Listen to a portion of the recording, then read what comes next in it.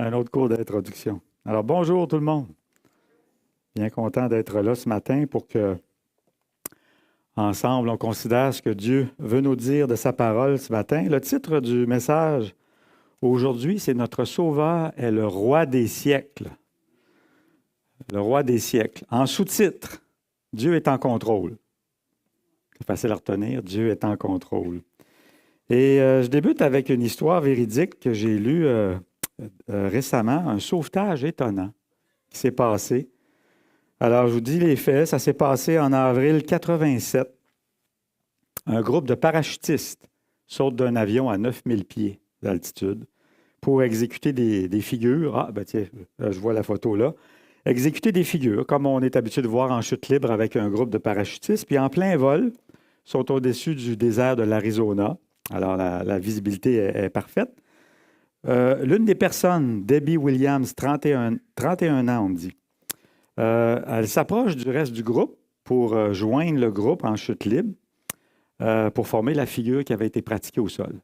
Il y a un problème, cependant, son approche est beaucoup trop rapide et elle se frappe la tête violemment contre le sac à dos d'un autre parachutiste et elle devient inconsciente. Accélérant sa chute incontrôlée vers le sol, elle est molle comme une poupée de chiffon. L'entraîneur du groupe est au-dessus d'eux. Il s'appelle Greg Robertson. Lui aussi faisait partie du saut. Il était au-dessus d'eux. Puis là, il avait remarqué la position anormale de Debbie qui s'éloignait rapidement sous lui. Alors, il décide immédiatement de se mettre en position de piquer pour lui porter secours. Il se met en position très serrée et accélère pour se rendre jusqu'à elle à une vitesse de 200 000 à l'heure. On imagine. Il n'a que quelques secondes pour agir. À sa troisième tentative d'approche, il réussit à la rejoindre et constate qu'elle est inconsciente avec le visage ensanglanté. Il ne reste que 3000 pieds. À peine 10 secondes avant que les deux s'écrasent au sol. Greg réussit à retourner Debbie, toujours inconsciente, pour ouvrir son parachute à elle. Et ensuite, avec le peu de fractions de secondes qui restent, il finit par ouvrir son propre parachute. Debbie a ensuite atterri sur le dos, l'histoire nous dit, toujours inconsciente. Elle a été blessée de plusieurs fractures, mais elle s'est remise de ses blessures. Grégory lui avait sauvé la vie au péril de sa propre vie. Quelle devait être la reconnaissance de Debbie lorsqu'elle a repris conscience qu'elle est sortie de l'hôpital envers son héros?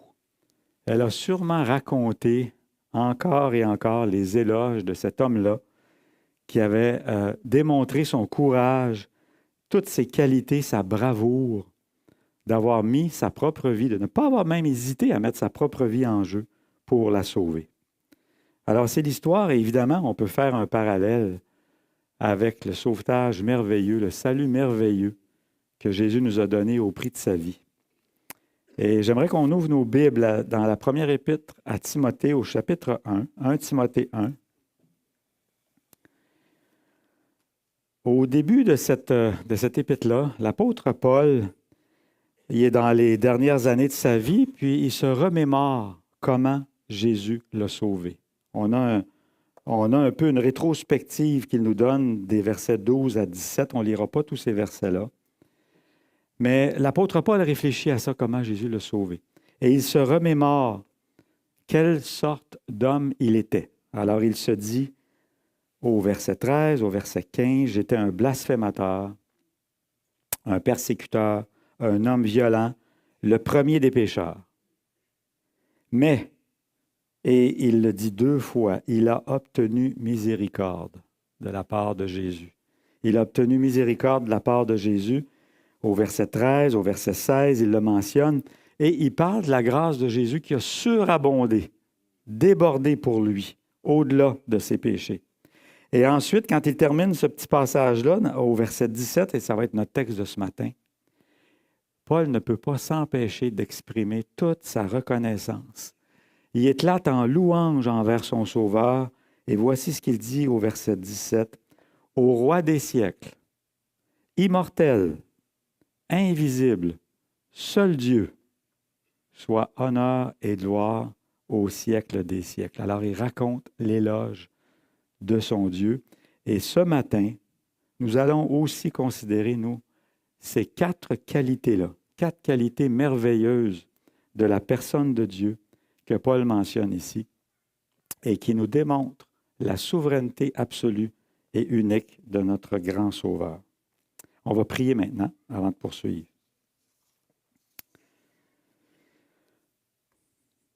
Oui, Seigneur Jésus, nous voulons nous placer devant toi, faire taire toutes les distractions dans notre esprit, Seigneur, se rendre disponible et attentif à ce que tu veux nous dire. Comment, Seigneur, ne pas joindre l'apôtre Paul et raconter tes éloges, toi qui nous as sauvés d'un destin encore plus terrible que ce parachutiste, Seigneur, la mort éternelle. Merci, Seigneur Jésus. Parle-nous ce matin. Nous voulons être à l'écoute de ton Saint-Esprit. Amen. Donc, j'ai dit qu'on allait parler de la souveraineté de Dieu. C'est un sujet vaste et j'ai vraiment pas la prétention d'arriver ici ce matin puis de vous expliquer la souveraineté de Dieu. Ce qu'on va plutôt faire, c'est de constater ce que la Bible nous dit, le reconnaître comme vrai, mais on ne pourra pas l'expliquer, soyons bien clairs là-dessus.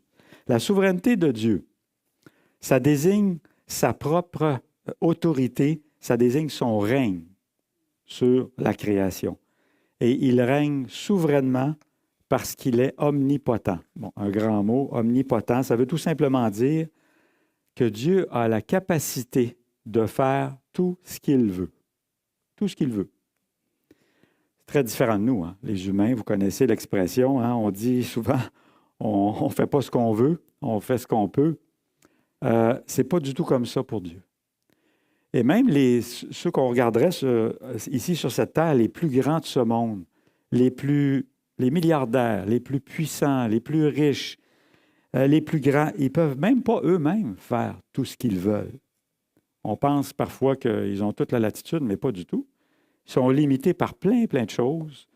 Les circonstances imprévues, les autres puissants qui leur tiennent tête, des fois leur armée qui est limitée, leur connaissance incomplète, les conflits dans leur entourage, leur propre santé, plein de choses les limitent, même les grands de ce monde. Ce n'est pas le cas pour notre Dieu. Il est vraiment souverain. Alors, commençons à regarder ces 4 qualités que Paul mentionne ici dans Timothée. D'abord, le roi des siècles. Dieu règne sur les grands de ce monde. Le prophète Daniel, dans l'Ancien Testament, je vous lis un extrait dans Daniel 2. Voici ce qu'il déclare au sujet de Dieu. « C'est Dieu qui change les temps et les circonstances, qui renverse et qui établit les rois, qui donne la sagesse aux sages et la science à ceux qui ont de l'intelligence. Il révèle ce qui est profond et caché, il connaît ce qui est dans les ténèbres, et la lumière demeure avec lui. » Donc, ça nous dit ici que c'est Dieu qui renverse et établit les rois. Et pas seulement les rois qui sont bons. Hein. Nous, on dit, bah, les rois sont bons, Dieu l'a mis là. Non, pas que eux. Même les rois qui sont méchants. Dieu les établit et Dieu les renverse, comme il veut, dans sa souveraineté. Prenons l'exemple du roi Nebuchadnezzar. Si vous avez lu l'Ancien Testament, on ne le fera pas ce matin, dans les textes de Daniel, c'était un roi qui était dur, imbu de lui-même, orgueilleux, sanguinaire. Vous lirez, là, je vous donne la référence, comme un exemple du genre de châtiment cruel qui administrait au roi que lui avait vaincu. Vous lirez 2 Rois 25. C'était un roi dur. Mais parce qu'il n'avait pas pris garde aux avertissements que Dieu lui avait donnés, à un moment donné, Dieu a décrété quelque chose dans sa vie contre son orgueil, et il a été frappé d'un problème de santé mentale. C'est assez curieux, ça le faisait agir comme un animal. On lit ça dans Daniel 4.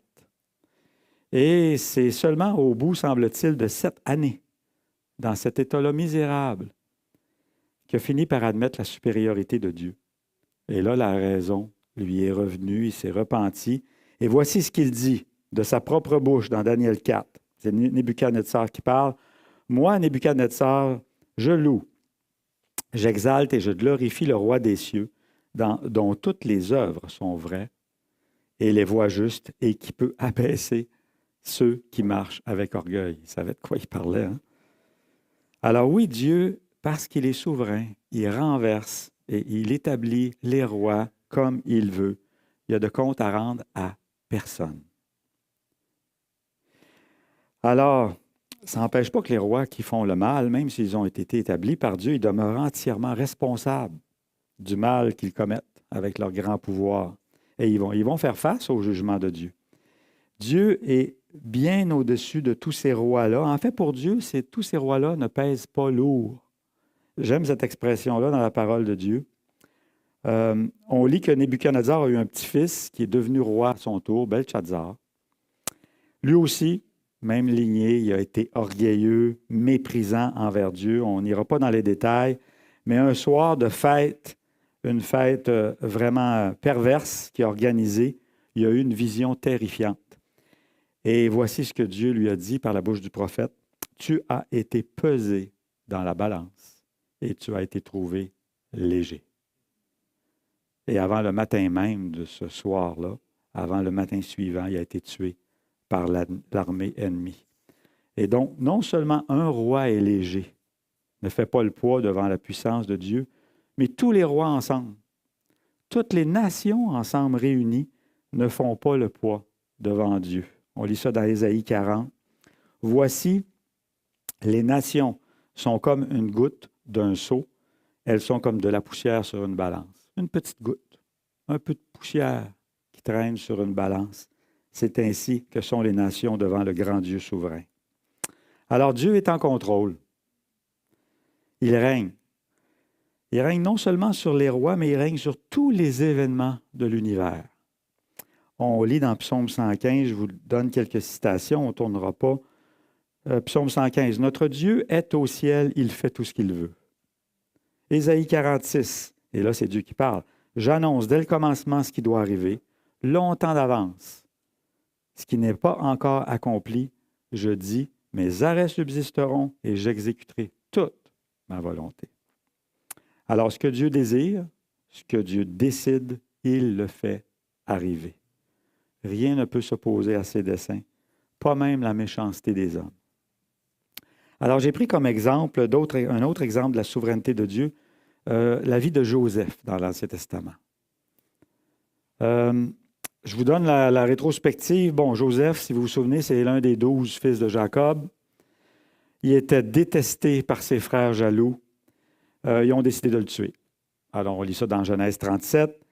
Ses frères n'étaient pas tout à fait en accord entre eux pour commettre le meurtre, alors ils ont plutôt décidé de le vendre comme esclave à des marchands étrangers qui passaient là. Et Joseph a été vendu. Par la suite, il a été revendu, en fait. Il ne faut pas sauter de ça non plus. Il y a un riche officier qui se trouvait être dans l'armée égyptienne qui a racheté cet esclave-là, des marchands en question. Ensuite, Joseph s'est retrouvé en prison. Je fais une rétrospective très rapide. Il a été accusé de viol, on voit ça dans Genèse 39. Il a passé 2 ans en prison, apparemment oublié par tout le monde, oublié par Dieu, Genèse 41. Et bon, il est libéré, il est nommé dans un poste haut placé en Égypte. On saute les détails, puis il gérait les provisions du pays au complet pendant une période de famine intense qui a duré 7 ans. Les fameuses années de vache maigre, c'est de là que vient l'expression. 7 années de vache maigre, dans Genèse 41. Et donc, on voit toute une liste d'épreuves dans la vie de Joseph. La haine, la violence de sa propre famille, ses propres frères, le mépris de sa dignité en devenant esclave, l'injustice d'une fausse accusation de viol, la condamnation, la prison comme un criminel, oublié de tous, toute une liste d'épreuves terribles. Et on pourrait se demander, je ne sais pas si Joseph se l'est demandé, mais que faisait Dieu pendant tout ce temps-là? Toutes ces épreuves-là. Et là, on va vers le dénouement. Au cours de la famine intense, les frères de Joseph se retrouvent devant lui. Joseph est un haut dignitaire dans la cour de Pharaon. Ils sont là pour acheter de la nourriture pour leur famille, c'est la famine. Et à la conclusion, Écoutons les paroles merveilleuses que Joseph prononce. Tournons dans Genèse, chapitre 50. Je veux qu'on voit bien ces paroles-là. On est à la conclusion, le dernier chapitre de la Genèse. Voici ce que dit Joseph à ses frères. Vous aviez médité, Genèse 50, 20. Vous aviez médité de me faire du mal. Dieu l'a changé en bien. Pour accomplir ce qui arrive aujourd'hui, pour sauver la vie à un peuple nombreux. La version Sommeur utilise des mots un petit peu différents. Écoutez bien. Vous aviez projeté de me faire du mal, mais parce que vous avez fait, Dieu a projeté du bien. Et ce que je trouve intéressant dans cette version-là, c'est que c'est le même mot, projeté. Le même mot exactement dans la langue originale pour les deux situations. Les frères de Joseph avaient projeté le mal contre lui, mais Dieu a projeté le bien dans toutes ces situations-là. Alors Dieu règne. Dieu est souverain. Dieu est en contrôle même sur les événements mauvais, les actions méchantes des hommes. Ça n'enlève pas la responsabilité des frères de Joseph. On a vu qu'ils ont dû rendre compte de tout le mal qu'ils ont fait, ils ont dû se repentir. Mais par-dessus tout, Joseph, ici, à la fin de sa vie, proclame haut et fort la souveraineté de Dieu. Nous, avec notre intelligence limitée, on n'arrive pas à concilier comment, d'un côté, Dieu peut être souverain et en même temps, comment l'homme peut être responsable du mal qu'il fait. Pourtant, ces deux vérités-là sont dans la parole de Dieu. Elles sont affirmées clairement sans chercher à nous les expliquer, mais on va y revenir un petit peu plus loin. Donc, Dieu était toujours présent, à l'œuvre, dans tous ces événements-là. Puis quand on les regarde avec un peu de recul, c'est des événements dans la vie de Joseph, toujours, qui ont l'air un peu des coïncidences. On dit fortuit. Quelle drôle de coïncidence. Hein? À la dernière minute, il devait tuer Joseph. À la dernière minute, il décide, bon, on va le vendre comme esclave à la place. Peut-être qu'on va se faire plus d'argent, je ne sais pas. Drôle de coïncidence. Les marchands, alors qu'ils décident ça, au bon moment, les marchands passent pour acheter un esclave, juste au bon moment.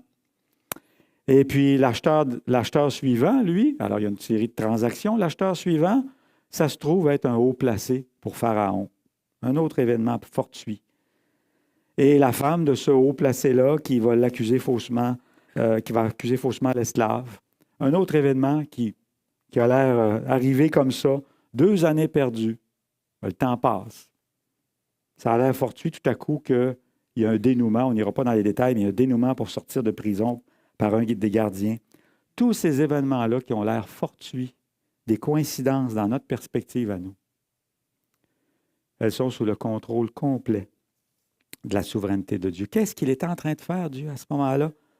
Bien, dans sa bonté, on constate qu'il voulait assurer la survie au milieu de la famine. Il voulait assurer la survie de la famille de Jacob pour qu'un jour, la descendance de cette famille-là donne le Messie promis, Jésus.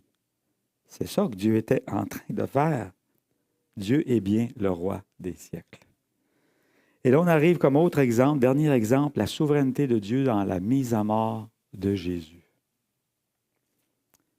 Après la résurrection de Jésus, vous vous souvenez, là, Pierre fait un discours important à la Pentecôte. Il y a devant lui une grande foule, puis la foule est intriguée par ce qui se passe. Il se demande qu'est-ce qui se passe. Et là, inspiré par le Saint-Esprit, Pierre va prononcer un discours qui va amener la conversion de 3000 personnes à se convertir à Jésus. Et je vous cite un extrait de son discours dans Acte 2. Voici ce que Pierre dit. « Hommes israélites, écoutez ces paroles. Jésus de Nazareth, cet homme à qui Dieu a rendu témoignage devant vous par les miracles, les prodiges, les signes qu'il a opérés au milieu de vous, comme vous le savez vous-même, cet homme livré selon le dessein arrêté et selon la prescience de Dieu, vous l'avez crucifié. Vous l'avez fait mourir par la main des impies. » Ça, Pierre dit ça à la foule qui est devant lui. Et quelques pages plus loin, toujours dans Actes, Pierre et les autres apôtres vont dire cette parole-là aussi.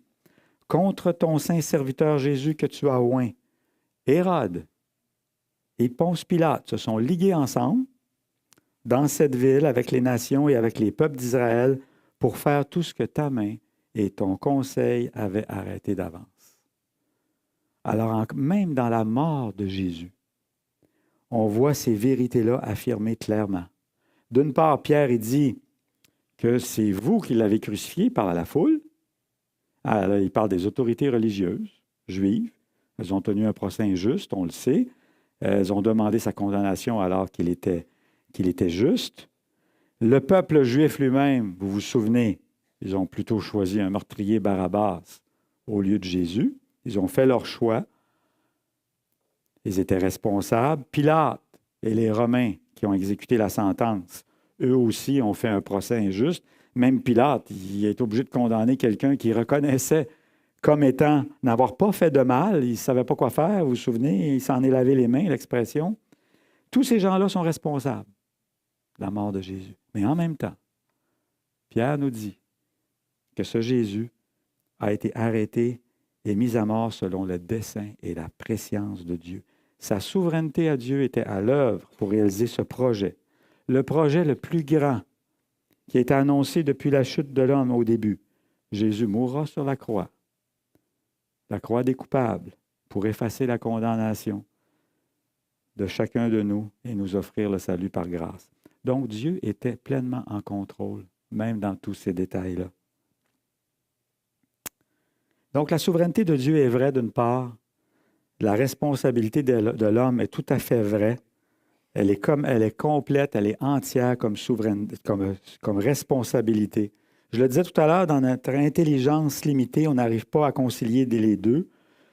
Comment, si Dieu est souverain, je peux être responsable ou les gens peuvent être responsables du mal? Ça semble contradictoire. Restons humbles.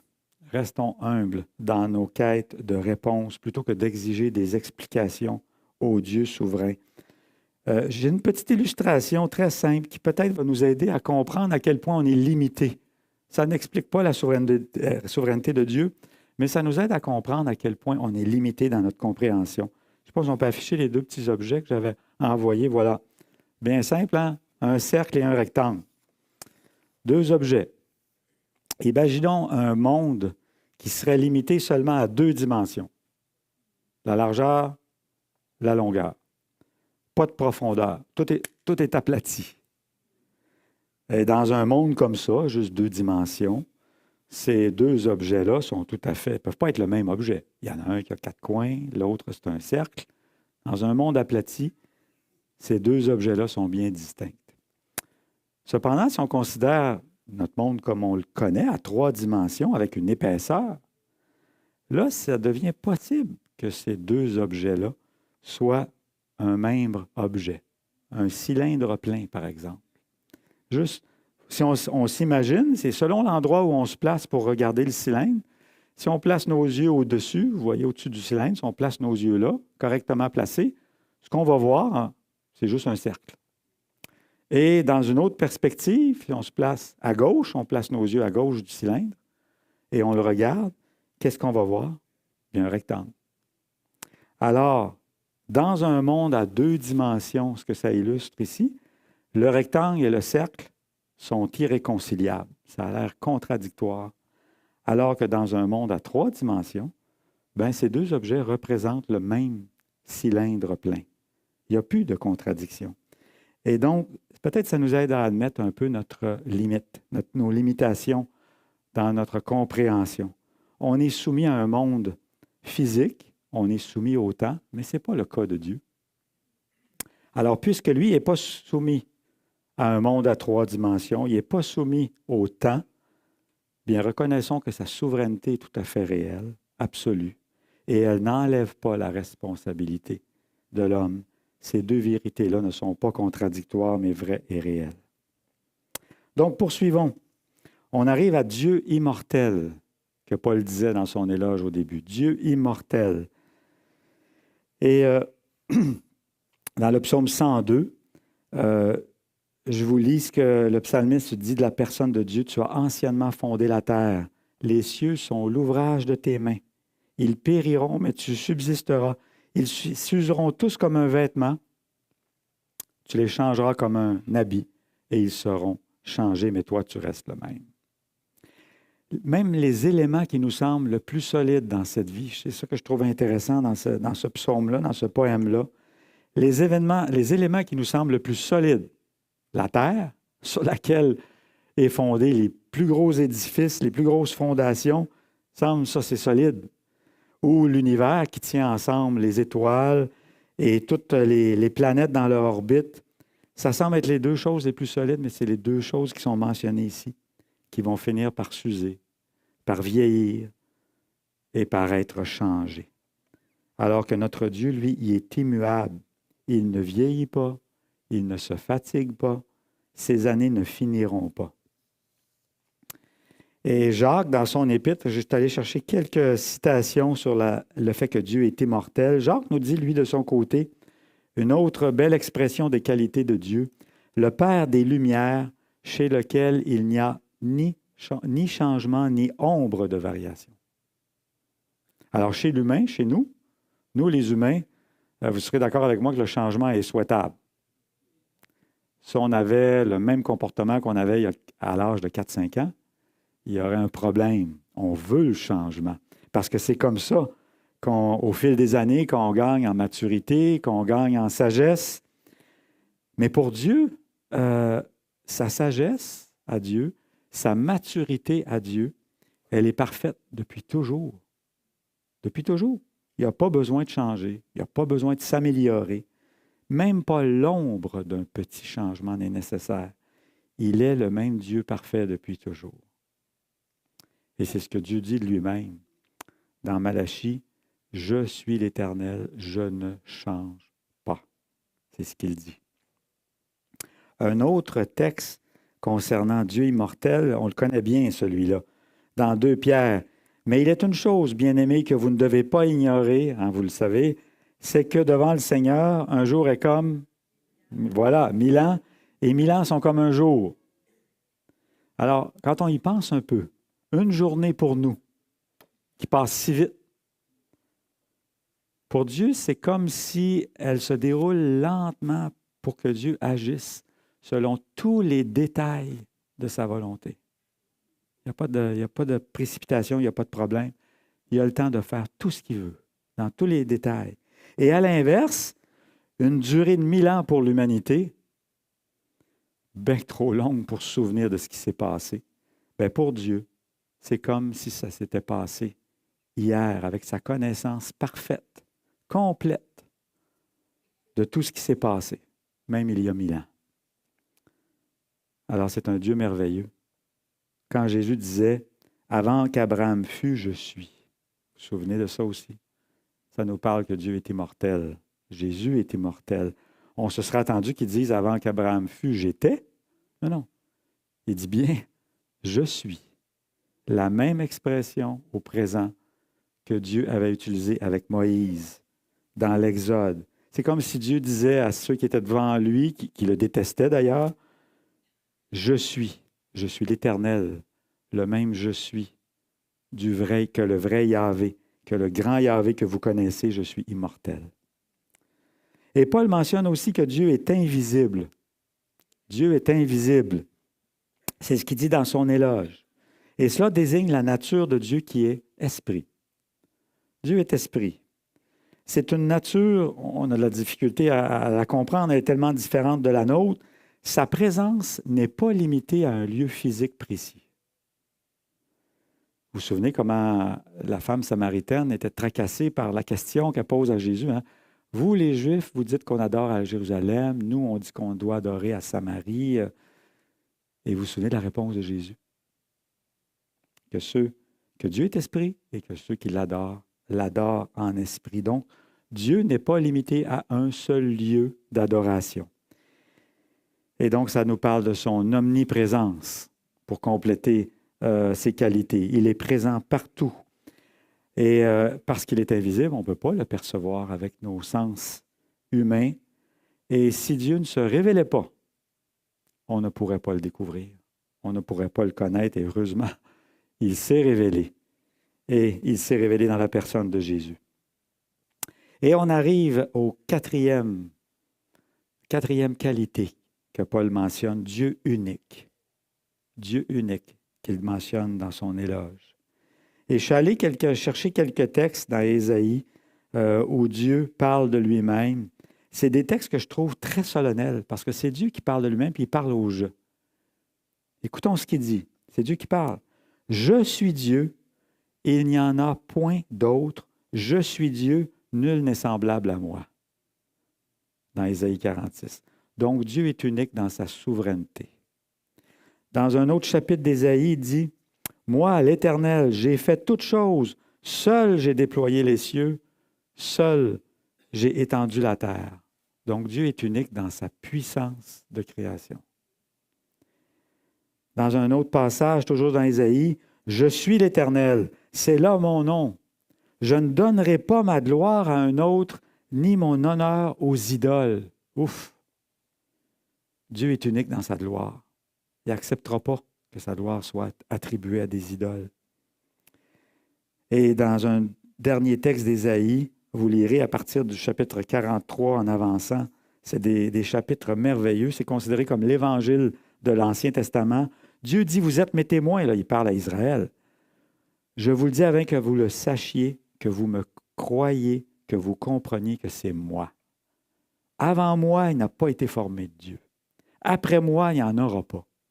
C'est moi qui suis l'Éternel. Hors moi, il n'y a point de sauveur. C'est moi qui ai sauvé, annoncé, prédit.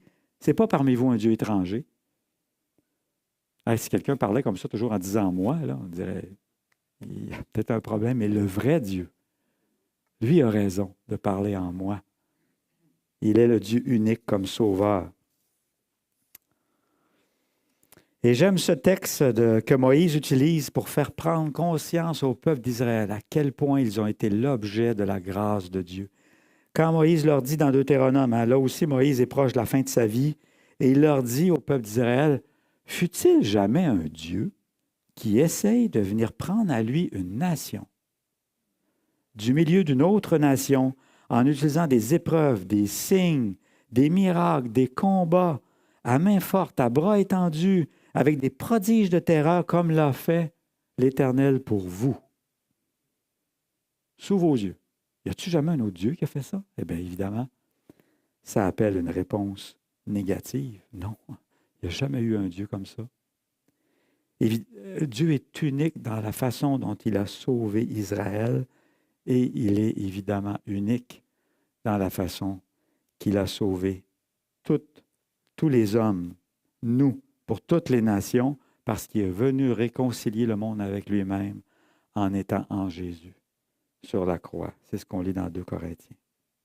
Et donc, l'humanité, avec ses multiples images, ses multiples idoles, n'aurait pas pu imaginer un tel moyen d'être sauvé, n'aurait pas pu imaginer un tel Dieu.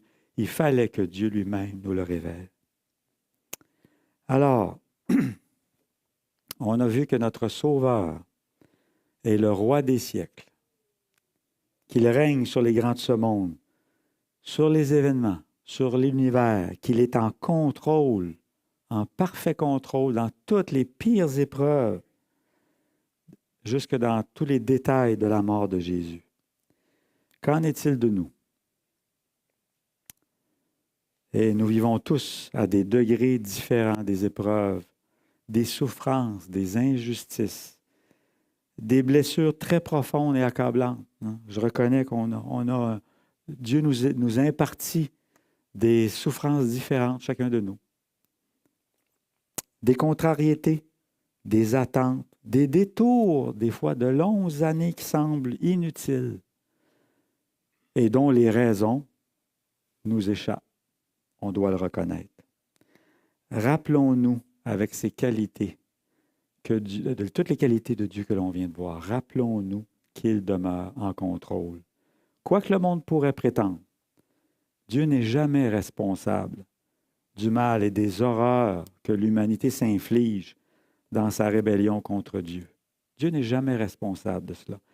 Mais il est en train d'agir selon sa volonté parfaite et il prépare un dénouement éternel et merveilleux. Et si ce matin, tu es assis ici, je ne vous connais pas tous, si tu es assis ici, tu ne connais pas encore ce Dieu sauveur-là merveilleux. Détourne-toi de ta vie indépendante de lui.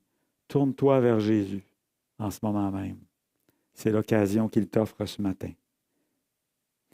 Donc, Dieu n'est pas injuste. Il ne change pas. Il demeure bon. Reconnaissons qu'il ne nous donnera pas des explications entièrement satisfaisantes pour toutes les circonstances difficiles de nos vies. Il ne l'a pas fait pour Job, vous le savez, malgré les terribles épreuves que Job a traversées. Mais on pourrait imiter Job dans ceci, par contre, lorsqu'on dit de Job au premier chapitre de son livre, « En tout cela, Job ne pécha point et il n'attribua rien d'injuste à Dieu. » Il n'attribua rien d'injuste à Dieu. Alors, avons-nous des doutes sur Dieu dans nos souffrances, dans nos épreuves? Oui, on peut en avoir. Est-ce qu'on lui demande pourquoi? Pourquoi? Puis on n'obtient pas de réponse satisfaisante à nos pourquoi. Quoi faire? La question est légitime quand on souffre énormément. Quoi faire? Eh bien, demeurons humbles. Reconnaissons notre grande ignorance devant sa sagesse élevée. Et appuyons-nous avec confiance sur le roi des siècles. Dieu est en contrôle. C'est son nom, le roi des siècles. Il règne souverainement et il a promis qu'il va nous amener à bon port. Il va nous amener à bon port. Romains 8, 28, je le lis dans la version sommaire. Dieu fait concourir toutes choses au bien de ceux qui l'aiment, de ceux qui ont été appelés conformément à son plan divin. Alors oui, Dieu a toute la puissance pour accomplir son plan. Il a toute la connaissance pour accomplir son plan et il a toute la souveraineté pour accomplir son plan. Alors, comme l'éloge de Paul au début dans Timothée, donnons à Dieu, à lui seul, tout l'honneur, toute la gloire, au roi des siècles des siècles. Amen.